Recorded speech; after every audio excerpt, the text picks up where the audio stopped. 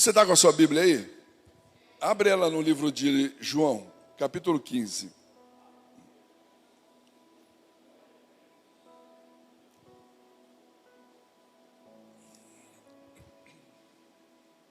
Perdão, queridos, Lucas, capítulo 15, perdão.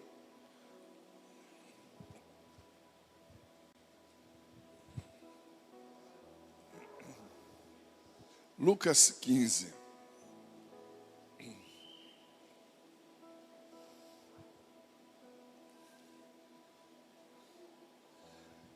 Nesse capítulo 15 de Lucas, irmãos, nós encontramos uma parábola bem conhecida nossa, a partir do versículo 11, que é a parábola do filho pródigo. Tem filho pródigo aqui hoje? Tem filho pródigo hoje aqui? Tem filho pródigo. Ou pelo menos já foi filho pródigo.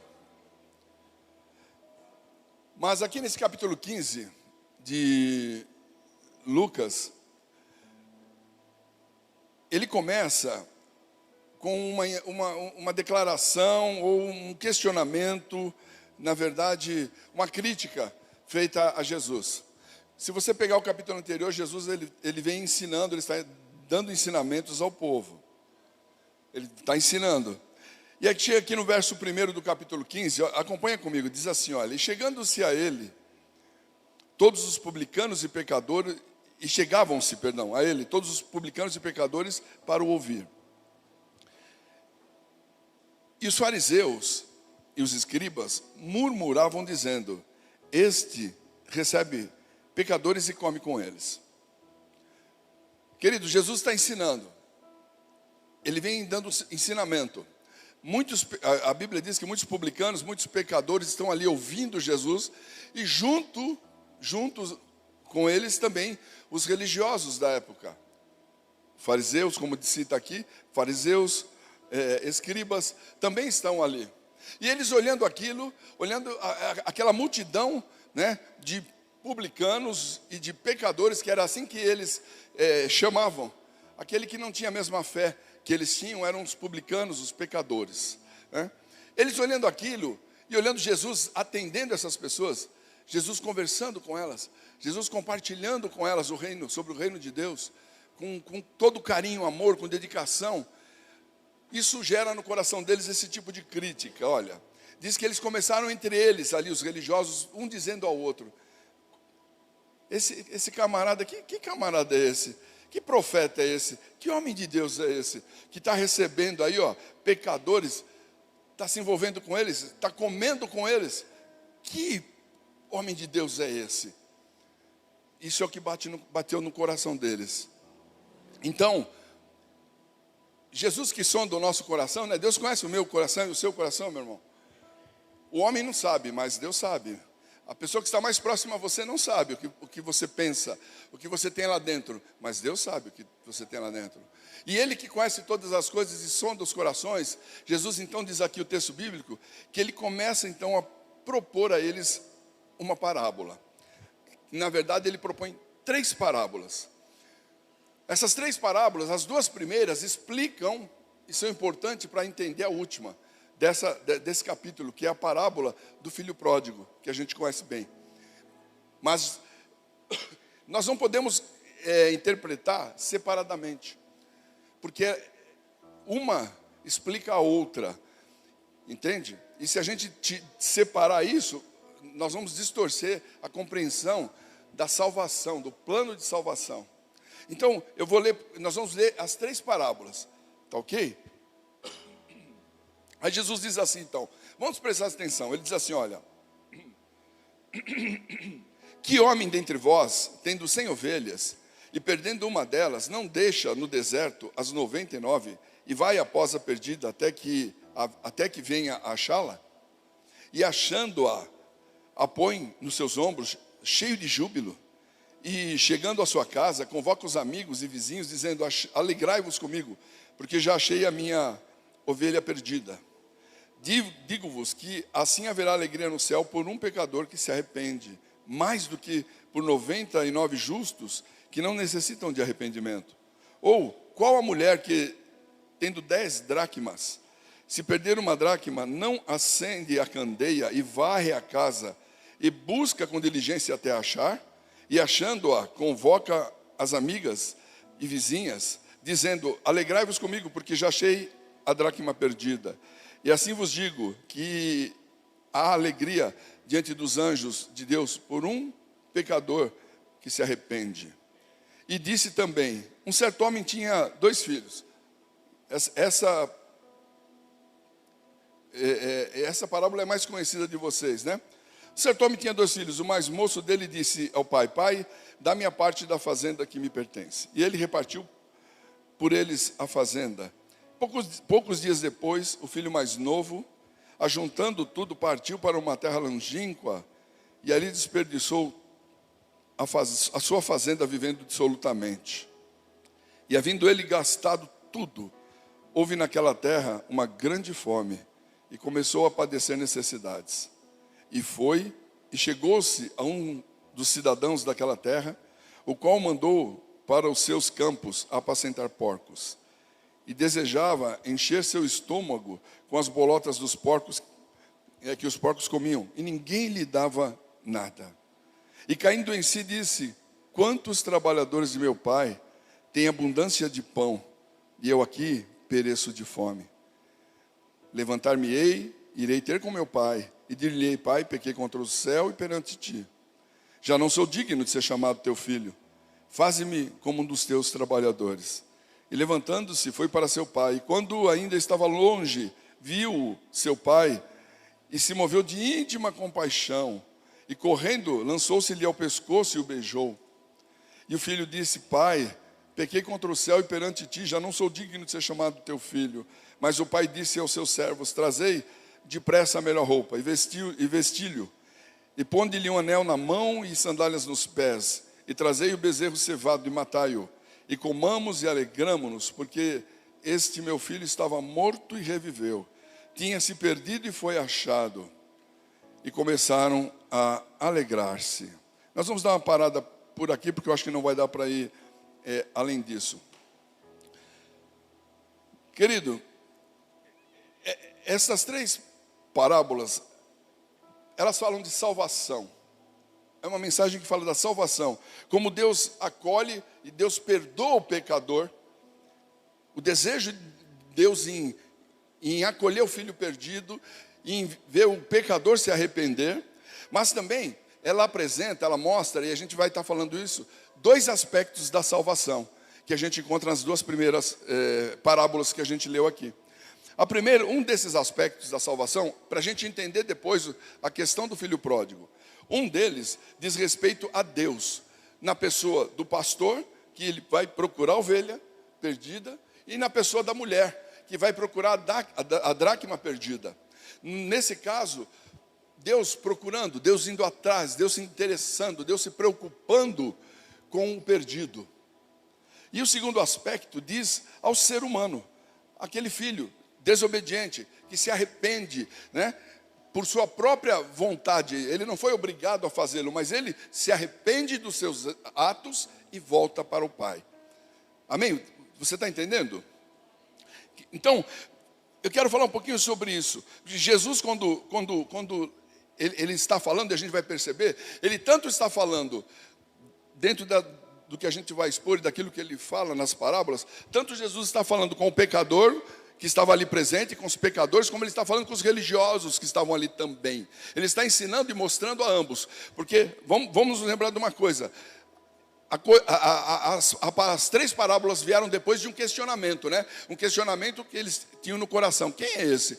Como esse é um homem de Deus, indo atrás do pecador, se envolvendo com o pecador? Querido, existe uma diferença muito grande em eu ir atrás do pecador, você se envolver para levar Jesus ao pecador, uma mensagem de vida para eles, de salvação, para tirá-los daquela situação em que eles estão, e eu me sentar na roda dos escarnecedores, e eu comer o mesmo prato, e eu saborear da mesma comida, eu compartilhar das mesmas coisas. Existe uma diferença, e a gente não pode misturar as coisas, né? A ovelha perdida. Então, Jesus começa falando de uma ovelha que se perde. Querido, por que a ovelha perdeu-se? A ovelha se perdeu porque é da natureza dela, a ovelha, esses animais, eles não têm senso de direção. Eles estão no meio do rebanho, daqui a pouco ele começa a ir para cá e vai embora. Daqui a pouco ele não sabe mais voltar. Eles não têm senso de direção. Isso é delas, é da natureza da ovelha. Por isso, uma ovelha, as ovelhas são conduzidas por pastores, o rebanho é conduzido por pastores. Eles são responsáveis em trazê-las de volta. Quando uma se afasta, traz de volta, livra de cair num precipício, cair num buraco, de ser comida por um animal. Esse é o trabalho do pastor. Isaías, no capítulo 53, verso 6, ele diz assim: todos nós andamos desgarrados como ovelhas, cada um se desviava pelo seu caminho. Todos, ele diz, todos. Cada um se desviava pelo seu caminho, mas o Senhor fez cair sobre ele a iniquidade de todos nós. Já Pedro, 1 Pedro, capítulo 2, verso 25, ele diz assim: porque éreis como ovelhas desgarradas, mas agora tendes voltado ao pastor e bispo das vossas almas. Querido, quando Jesus fala da ovelha perdida ali, para responder, para esclarecer aqueles fariseus, aos religiosos da época que estão ali presentes e julgam ele porque ele estava com pecadores ao seu redor, o judeu, ele tem um conceito teológico. Quando Jesus apresenta aqui a ovelha perdida, querido, facilmente, na cabeça deles, eles já logo relacionaram a ovelha perdida com os publicanos e pecadores, na cabeça do judeu. Quando Jesus falava isso, eles falaram: está falando desse povo, está vendo? Está falando deles. Aí, ó. Jamais eles relacionariam a imagem da ovelha perdida a eles próprios, a eles. Por quê? Porque eles são os religiosos. Nós somos religiosos, nós nos envolvemos não tocamos nesse povo, não temos relacionamento com eles, nenhum. Jamais eles iam achar que Jesus estava falando deles também. Mas o profeta Isaías, como a gente acabou de ler, ele diz que todos estavam desgarrados, todos perdidos, todos, sem exceção, todos estavam nessa mesma forma. Já na questão, então vamos prestar atenção, a ovelha, ela se perde porque ela não tem senso de direção. Porque ela não tem senso, ela se perde, ela precisa ter um pastor que conduz. Aí Jesus fala da moeda, né? A moeda que se perdeu, a dracma que se perdeu. Já aqui, a moeda que se perde, ela se perdeu porque alguém descuidou. Alguém não teve o cuidado que deveria ter com a moeda. O dono, a dona no caso, que nesse ponto aqui, é mulher, ela perde a moeda por descuido. Por um descuido dela, ela não tem o zelo que precisava ter. Isso, querido, eu relacionei com a nossa natureza pecaminosa. Nós temos essa natureza também dentro de nós, né? Como, olhando para a ovelha tem dentro dela ela tem essa falta de senso de uma direção e se perde. Nós temos isso está dentro dela. O homem, eu e você, irmão, nós temos dentro de nós a natureza pecaminosa também. E a tendência é ir para o pecado. Assim como a ovelha se perde, a tendência do homem natural é estar distante, longe de Deus. Agora, a moeda que foi perdida foi descuido de quem era dono da moeda. Isso nós podemos relacionar com o descuido com a nossa própria vida espiritual. Muitos de nós nos perdemos também na vida espiritual porque não cuidamos dela como deveria ser cuidada. Então, os dois aspectos são apresentados aqui. E uma coisa interessante, querido, que eu quero que você, não sei se você já leu a respeito, mas essa dracma perdida, era comum nessa época, uma mulher, uma moça, quando ela se casava, ela usava como se fosse um diadema, algo preso à cabeça, com 10 moedas de prata. Isso era o sinal de que agora ela é uma esposa. Você entende? Isso era uma identidade. Quem visse essa mulher com aquelas 10 moedinhas, era como um enfeite de cabeça, tá? Sabia que, opa, essa moça, essa mulher é casada. Ela é esposa de alguém. Era uma identidade de esposa. É a versão judaica da época da nossa aliança de casamento. Na época era assim que se fazia. E você pode imaginar então a tragédia que era para uma mulher dessa, né, perder uma das moedas. Escapou, perdeu, ela não viu. Ela perdia, diante das pessoas da sociedade, ela perdia a sua identidade de alguém casada. Ela não podia mais sair com aquilo faltando uma. E vai sair na rua assim, quem olha fala, mas o que aconteceu? Ela se separou do marido? O que aconteceu com essa mulher? Entende? Era uma tragédia para ela. Por isso ela desesperadamente, ela sai procurando. E quando ela acha, se alegrou. Oh meu Deus, pôs a moeda lá de volta. Essas moedas, normalmente, elas tinham estampada, né? Como a gente tem hoje também, a efígie, o rosto do governante da época, do governante da cidade ali, né? Era o que tinha na moeda, estava ali, estampado na moeda. Querido, nós, hoje, eu e você, como cristãos que nós somos, nós temos estampado em nós a imagem do Deus que nos criou, daquele que nos salvou. Quando o homem sai da presença de Deus, amém? Quando o homem sai da presença de Deus, essa imagem de Deus na sua vida vai ficando, o pecado vai desfigurando essa imagem. Isto é, nós vamos perdendo a nossa identidade, como uma mulher que perdeu a moeda, entende? Ela perdeu a identificação de uma mulher casada. Por isso o desespero.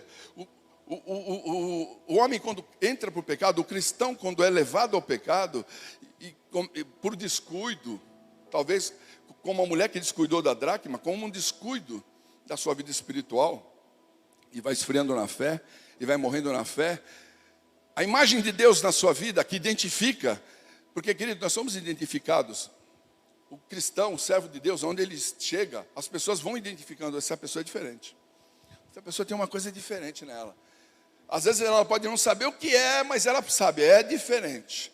Agora, quando nós nos afastamos de Deus, essa imagem de Deus, de Cristo, refletida através da nossa vida, ela começa a sumir, ela vai apagando, ela vai desaparecendo. A pessoa já não é mais identificada como cristã, como servo de Deus. Já não dá para se perceber, porque a imagem está sumindo. Você percebe isso? Está dando para você entender? Mas quando essa pessoa, ela volta para o Senhor, quando ela volta, o Espírito Santo então começa a restaurar a imagem de Deus na vida daquele homem, daquela mulher. Amém?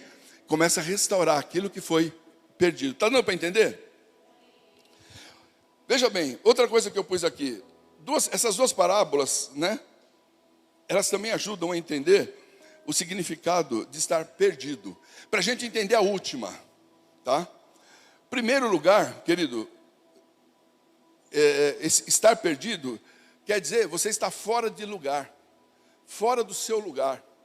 A ovelha aqui, ela precisava estar no meio do rebanho e não perdida. Você entende? Ela estava fora de lugar. Então, estar perdido é estar fora do lugar que Deus quer que você esteja. A moeda perdida, ela tinha que estar, no caso da mulher aqui, do texto que a gente leu, na corrente, com as outras, mas ela está fora. Então, de uma forma ou de outra, querido, a gente vê que, primeiro, estar perdido é estar fora do lugar que você tem que estar. O segundo aspecto, estar perdido significa estar impossibilitado de servir. Uma ovelha perdida não servia mais para nada para o pastor. Ela está perdida. E sabe por que o pastor se desesperava? Porque ele era responsável pela ovelha. Ele ia pagar outra do bolso dele. Então ele deixava aquelas que estão garantidas e corria desesperado para buscar outra, porque ia ser cobrado dele aquilo. Mas ela perdida tem valor para ele? Não serve para nada. E uma moeda perdida? Você compra alguma coisa com uma moeda perdida? Não, né? Mas, quando a gente inverte essa situação, querido, estar encontrado, ser encontrado ou ser salvo, né? Na verdade, é você se reconciliar com Deus. Você volta para o seu lugar, onde Deus te quer. Quando o homem é salvo, ele volta para onde Deus quer que ele esteja. E outro aspecto também, ele volta a ser útil. Ele volta a ter importância. Ele volta a servir. Entende? A ovelha voltou. Oh, que maravilha. Agora sim. A moeda voltou para o seu lugar. Puxa vida, agora sim. Agora ela tem valor para mim. Uma só perdida desvalorizava as outras 9, porque não podia usar. Mas a moeda de volta no seu lugar, agora ela tem valor. Agora quem me olhar sabe quem sou eu. Quem me olhar sabe que eu sou esposa, sabe que eu tenho marido. Eu tenho que ser respeitada, tratada diferente. Você entende? A nossa identidade de Cristo na nossa vida, de Deus na nossa vida, faz isso também. Eu sei quem sou, eu sei onde estou. Eu tenho uma identidade. Está dando para você entender? Então, veja bem. Jesus estava falando sobre justamente um Deus que procurava os pecadores. Ele estava mostrando justamente isso. Um Deus que vai atrás dos pecadores. Que na cabeça daqueles fariseus achavam um absurdo. No conceito teológico deles, era um absurdo. Um Deus se misturar, um servo de Deus se misturar com um pecador, comer ali com eles, estar conversando com eles. Então Jesus começa a mostrar que não é dessa forma. Deus vai atrás do pecador. Deus se preocupa com o pecador. Entende? Deus se preocupa, Ele quer. Agora, o pecador, a pessoa vai para fora por essas duas razões que Ele coloca. Uma, por falta de senso. A pessoa acaba se perdendo. Outro, porque não dá valor. Porque não cuida da vida espiritual e se perde. Aí Jesus entra então na parábola do filho pródigo em si. Você está entendendo? Está conseguindo entender? Amém. Essa parábola, tem alguns autores que chamam a parábola do filho pródigo de a parábola do pai amoroso. Por que isso, querido? Porque a gente vai ver aqui que o que traz o filho de volta não foi somente ele reconheceu o seu pecado, mas ele reconheceu que o pai era amoroso, que era um Deus bom, um pai amoroso, e ele não valorizou isso. Isso falou mais forte no coração dele, as lembranças da bondade do pai, de como o pai tratava bem os seus empregados, e ele desprezou isso. Isso que gerou um arrependimento no coração do filho. Mas vamos lá, vamos entrar um pouquinho aqui. Olha que interessante. Do verso 11 ao verso 16 da parábola do filho pródigo, entrando na parábola em si, diz que o filho chegou ao pai e falou o quê? Pai, eu quero a herança, a minha parte da herança. Segundo Deuteronômio 21, 17, fala sobre essa questão da herança. O filho mais velho, eram 2 irmãos. O irmão dele, o filho mais velho, ele tinha direito ao dobro da herança do irmão. Essa a lei determinava assim. Então, o irmão desse moço tinha direito ao dobro da parte dele, porque a lei determinava. Mas ele vai ao pai e pede a parte dele. Querido, ele está fora da lei? Não. A lei diz que ele teria esse direito, inclusive, que o pai em vida poderia dar a herança dos filhos. Então, até aqui, ele pediu algo que era o direito dele. Mas foi uma atitude de amor dele fazer isso? Pedir a herança do pai, o pai estando vivo ainda? No mínimo, ele não teve uma atitude amorosa para com o pai, né? Como dizer, pai, para mim, você morreu, eu queria que você morresse, porque eu quero a minha herança. E é o que ele fez, né? Ele pega a sua herança e vai embora. Duas coisas, eu anotei 3 coisinhas aqui, que provavelmente passou no coração daquele moço, e passa no coração de muitos de nós. Que é que sempre nós damos mais valor às coisas do que às pessoas. O interesse dele era nos bens e não no pai. Ele não se preocupou com o pai, ele queria a fortuna dele, a riqueza dele. Muitas vezes nós vivemos dessa forma, viu, irmãos? Damos mais valor às coisas materiais do que à vida das pessoas que estão ao nosso redor. Às vezes, inclusive, os da nossa própria casa. Outra coisa que a gente observa é mais importância ao prazer do que ao dever. Ele queria desfrutar aquilo, ele queria gozar a vida. Pouco se preocupando com o dever do trabalho, da luta, do conquistar. Não, ele quer mais é desfrutar a vida. Quantos quebram a cara? Quantos têm se perdido por isso? Né? Não pensa no amanhã, não se preocupa em fazer, em construir alguma coisa. Não, ele queria desfrutar a vida, né? Outra coisa que provavelmente ele se interessou mais por aquilo que ele via, né? Aquela paisagem distante da vida, do mundo, daquilo que se apresentava, né?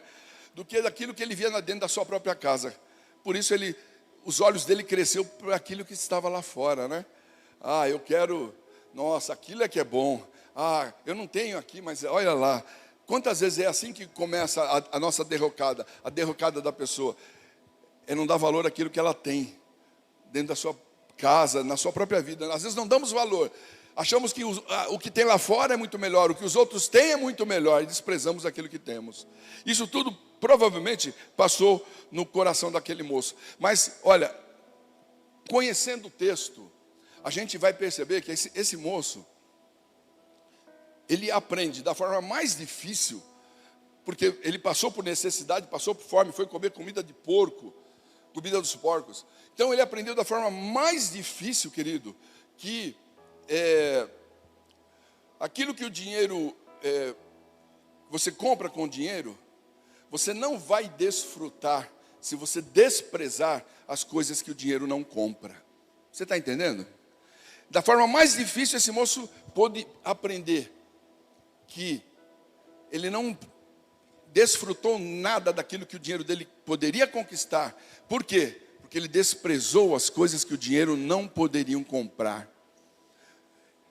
Entre elas eu relacionei algumas coisas aqui. A própria família.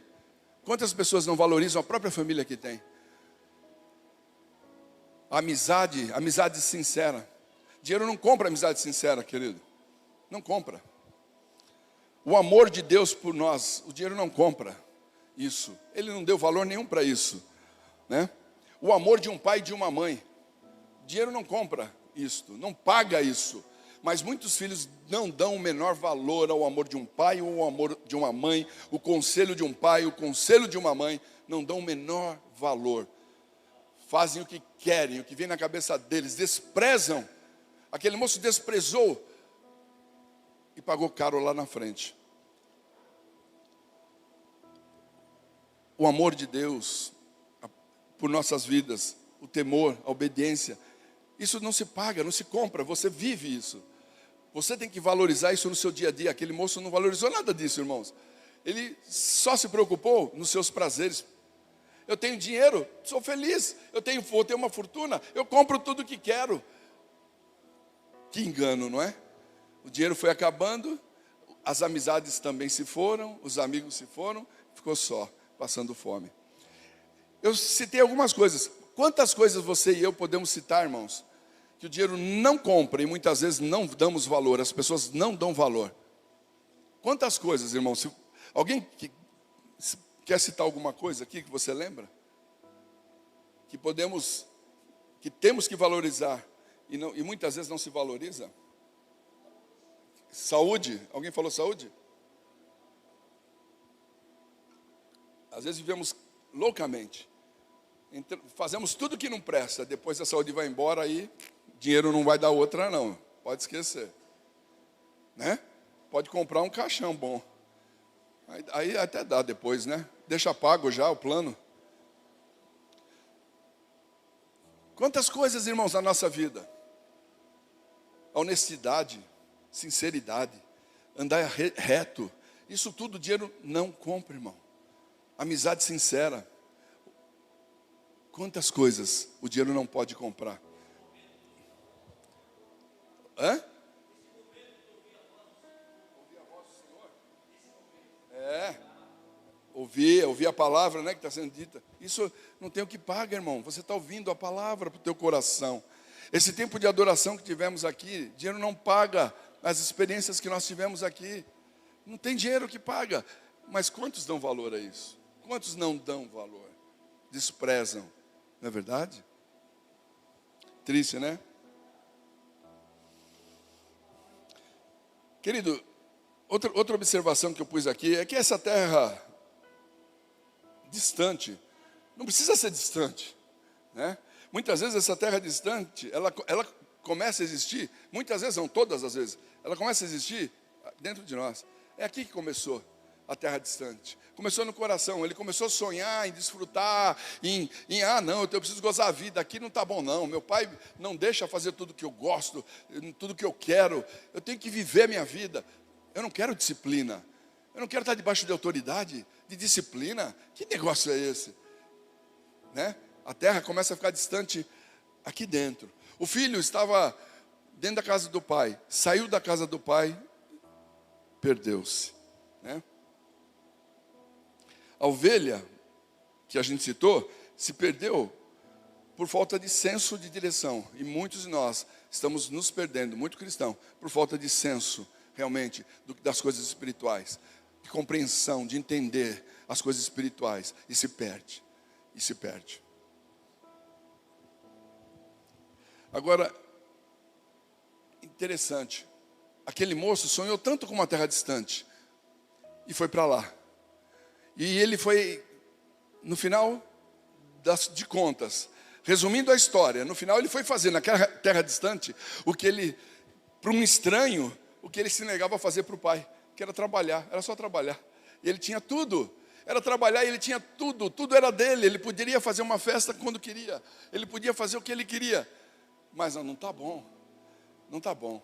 Vai lá para longe, perde tudo, e aí vai fazer para um estranho que não fez para o pai. Vai lá trabalhar. Querido, quantas vezes falamos, um filho não ouve conselho, depois vai ouvir conselho lá fora de outros, às vezes que fala a mesma coisa que você às vezes falou, vai falar para ele a mesma coisa, e às vezes ele vai, aí às vezes a ficha cai, né? Ele acorda e fala, puxa vida, é verdade. Quanto você não falou? Ele poderia não ter desperdiçado tudo, poderia não ter sofrido, mas não ouve, não dá ouvido, né? Querido, o pecado, isso talvez estava no coração do moço. O pecado produz, ele promete liberdade, mas na verdade ele vai gerar escravidão na vida do homem. Agora eu sou livre, agora eu não estou com meu pai, agora eu vou fazer o que eu quero. E vai fazer o que quer. Quando menos espera, ele está escravo de um monte de coisa. A vida já se foi. Ele se envolveu com um monte de coisa e a vida se perdeu. João 8,34, Jesus diz assim, olha, em verdade vos digo, todo aquele que comete pecado é servo do pecado. Entende?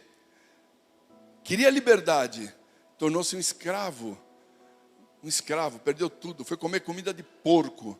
Para um judeu, nem comer carne de porco ele não comia, ele foi cuidar de porco e comer comida de porco. Olha só a degradação na vida dele. Outra coisa aqui, ó, o pecado, ele promete sucesso, mas ele traz fracasso. Promete a vida, mas na verdade, olha o que diz a Bíblia em Romanos 6,23, bem conhecido o texto. O salário do pecado é a pessoa sai, deixa a casa do pai, na ilusão de que vai ter uma vida super diferente, vou curtir, agora eu vou ser feliz, chega de estar preso aqui. Sai, encontra a morte, encontra a escravidão, escravo das drogas, escravo de tantas coisas na vida dele. Isso é vida, querido? Não. Outra coisa que a gente vê aqui, na parábola do filho pródigo, é o arrependimento dele. A Bíblia diz no verso 17 a 19, que ele caiu em si. Ele caiu em si. Depois de tudo que ele passou, ele cai em si aqui. Cair em si significa mudar de ideia, não é isso?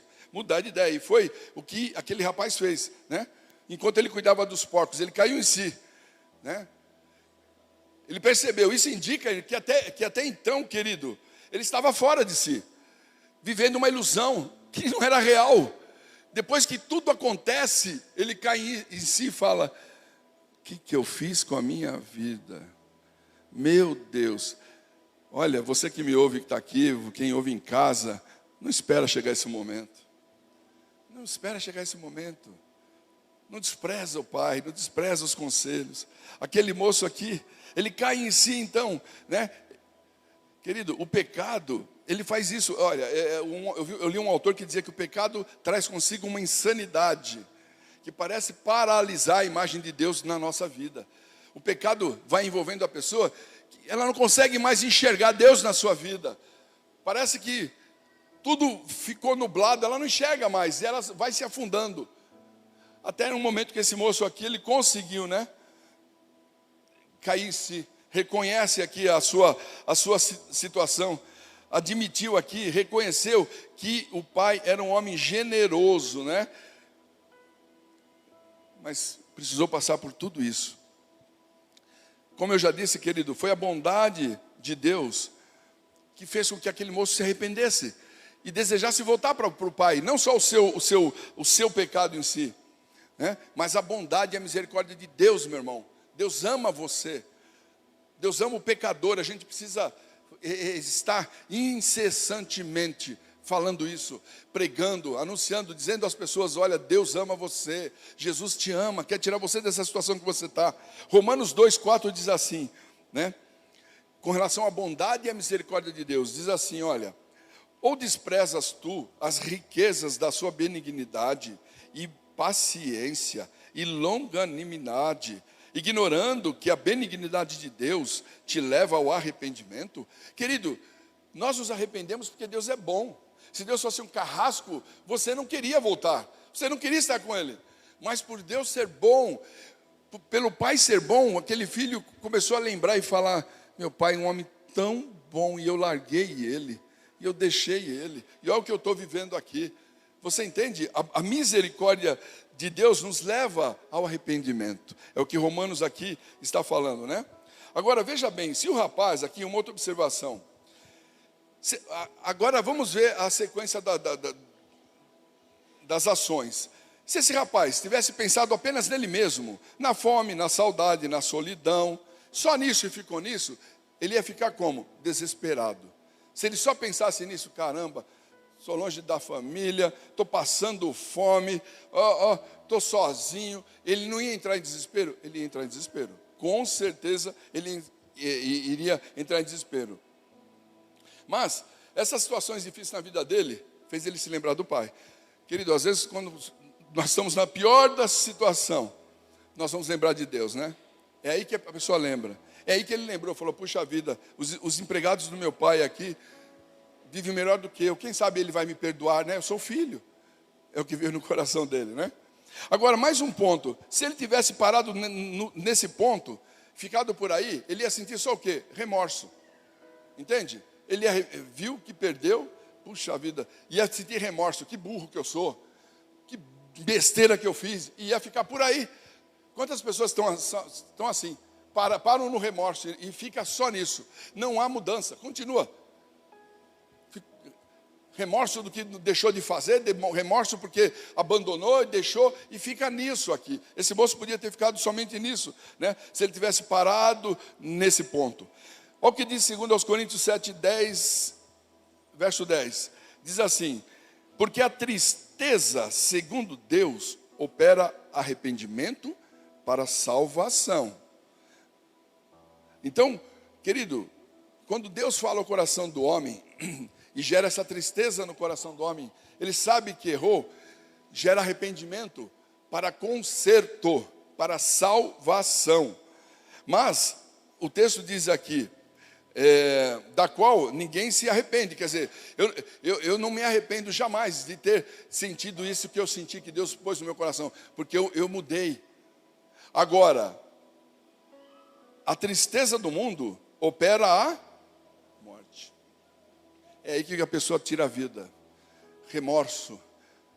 Mas quando é Deus, o Espírito Santo trata conosco, eu não vou me dar um tiro na cabeça, eu não vou me enforcar. O arrependimento, quando vem de Deus para a minha vida, me leva a buscar Deus, a falar: Deus, me perdoa, Pai, me perdoa. Entende?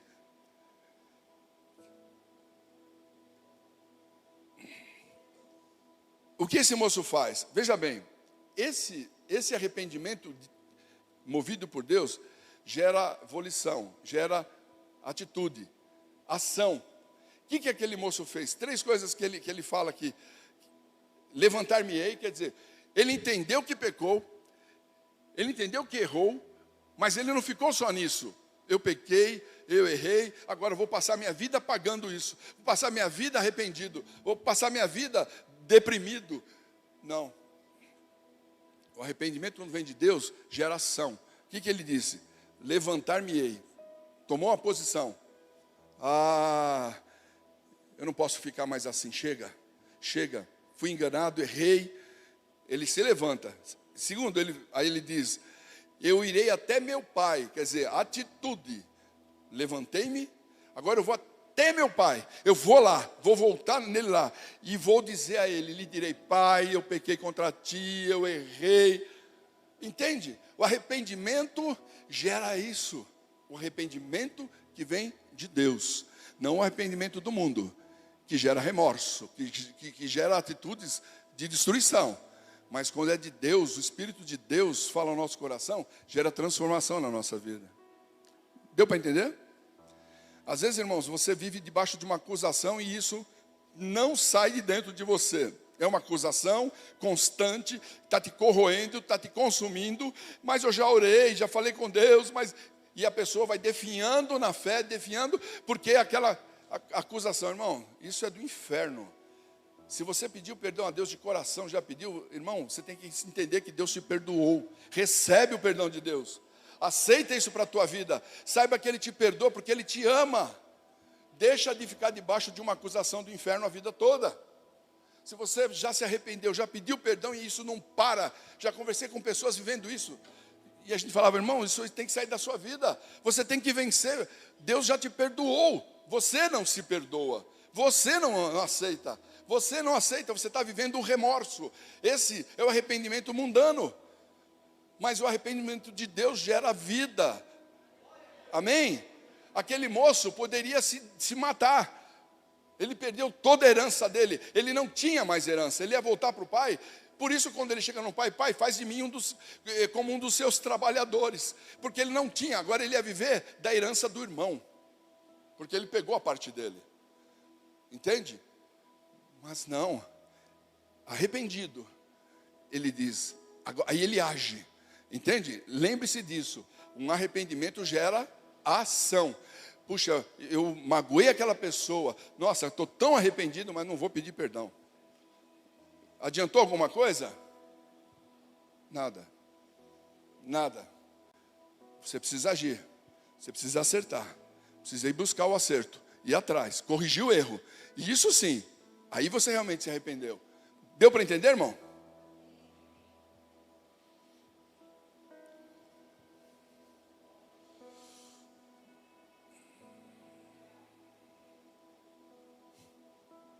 Verso 20, do 20 ao 24, ele vai até o pai, né? Ele foi até o pai. Olha só que interessante.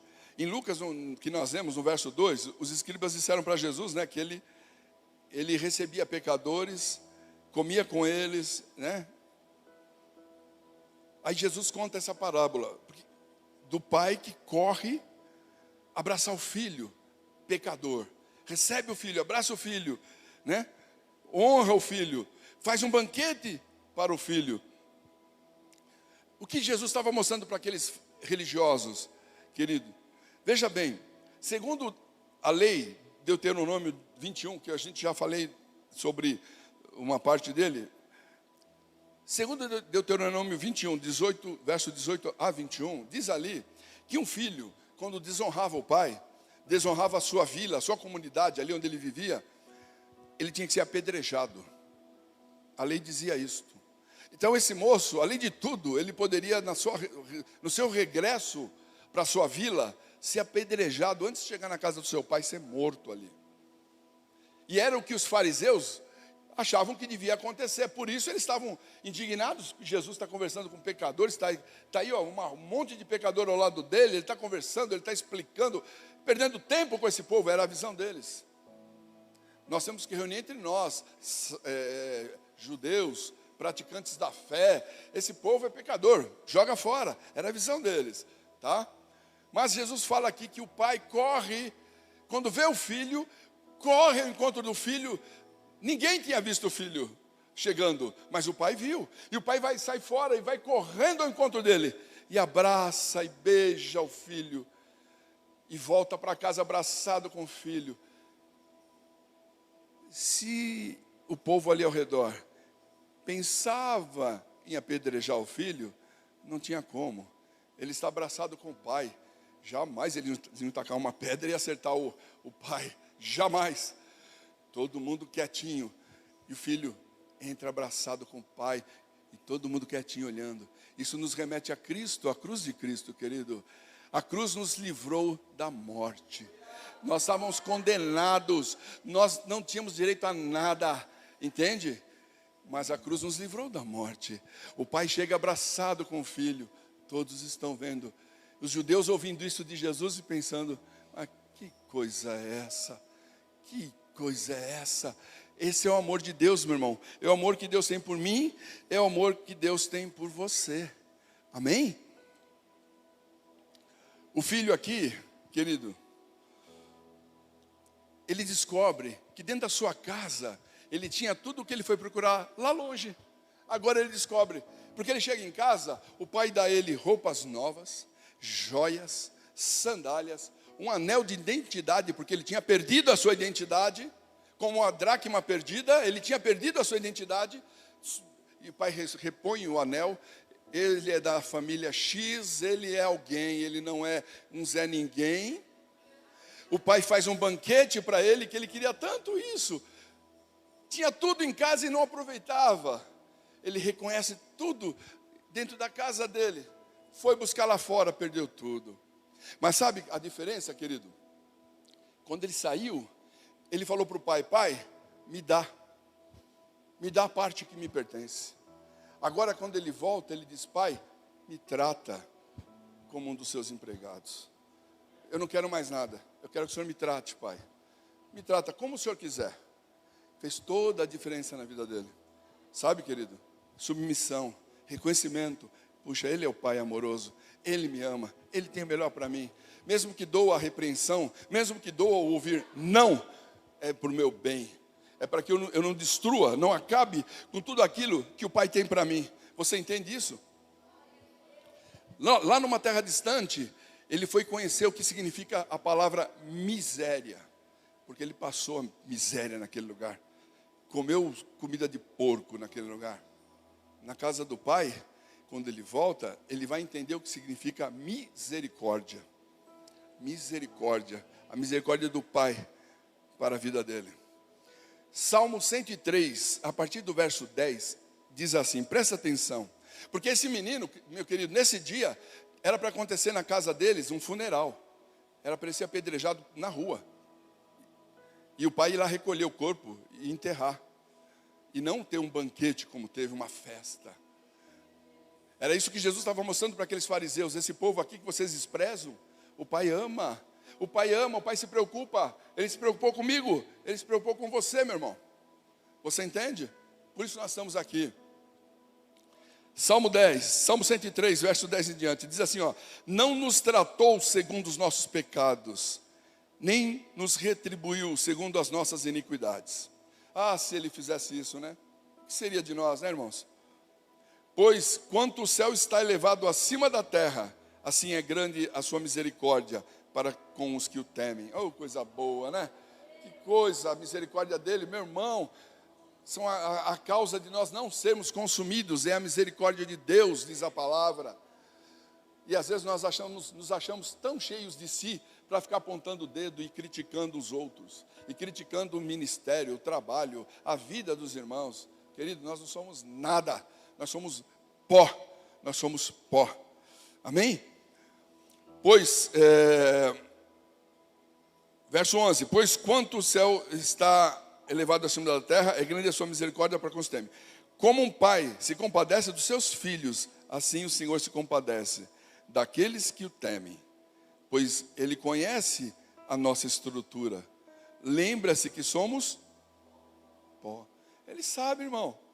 Quem sou eu e quem é você? Pó. Irmão, não tem ninguém grande, irmão. Não tem ninguém. Irmãos, às vezes eu ouço umas coisas. Não é para querer. A gente fica meio constrangido em. Não é criticar homens de Deus ou igrejas ou ministérios. Não é isso. Mas às vezes eu ouço algumas coisas no rádio que eu desligo. Eu falo, não dá para ficar ouvindo. Sabe, é a oração do homem que tem poder sobre a terra, faz tremer tudo. Coisas que você ouve e fala, Deus, quem é essa pessoa? O que ele pensa que ele é? Né? O capeta vai ver, eu vou destruir ele aqui, vem aqui. Irmãos, nós fazemos pela autoridade de Deus, em nome de Jesus, sai, Deus faz. Pela misericórdia, nós não somos nada, somos pó. Deus conhece a nossa estrutura. Lembra-se de que somos pó. Porque o homem são os seus dias como a erva, como a flor do campo, assim ele floresce. E depois, eu não pus todo o texto, mas e depois o que acontece?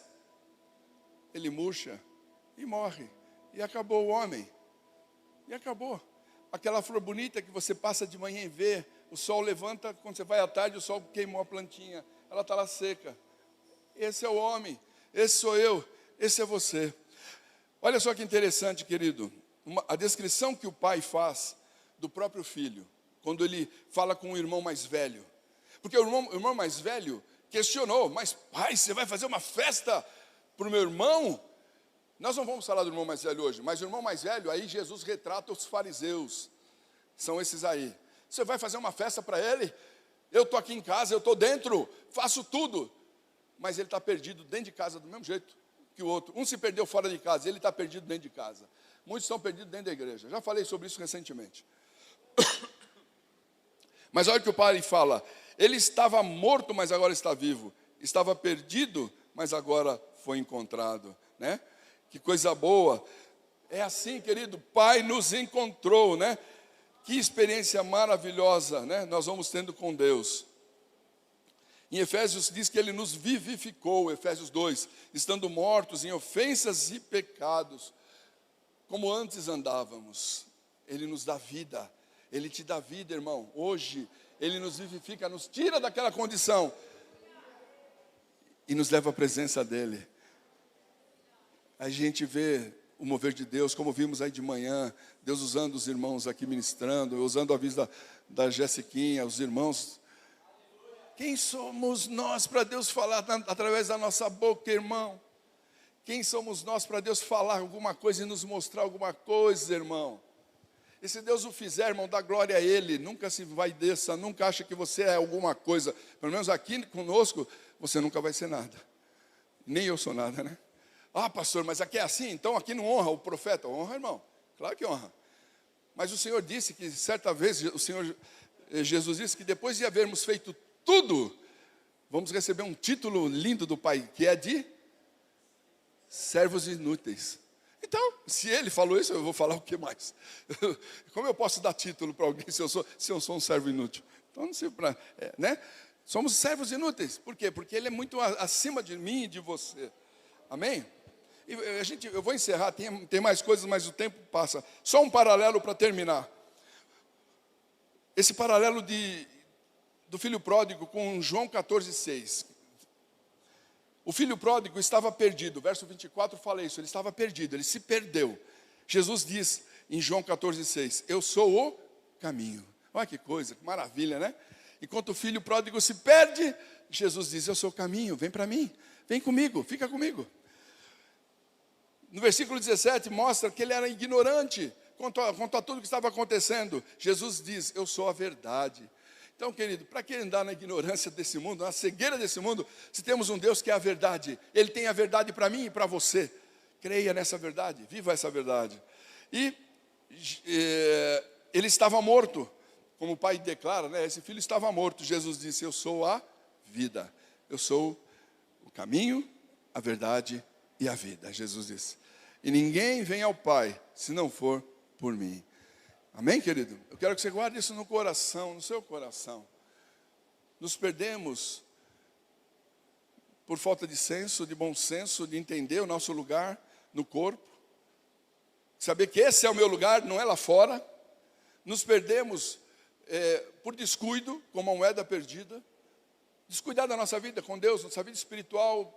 Já não oro, já não leio, já não obedeço, já não honro, faço o que quero, vivo como quero, porque aquele moço, ele quis viver a sua vida do seu modo, não da forma que o pai queria. Entende? Vou fazer como quero. E no reino de Deus, meu irmão, não funciona o fazer como quero. Ou obedece-se às regras, ou está fora. Essa é a verdade, está fora do reino. Porque existem normas, né? Regras. Mas estar na casa do Pai é ganhar e é ter benefícios. Amém?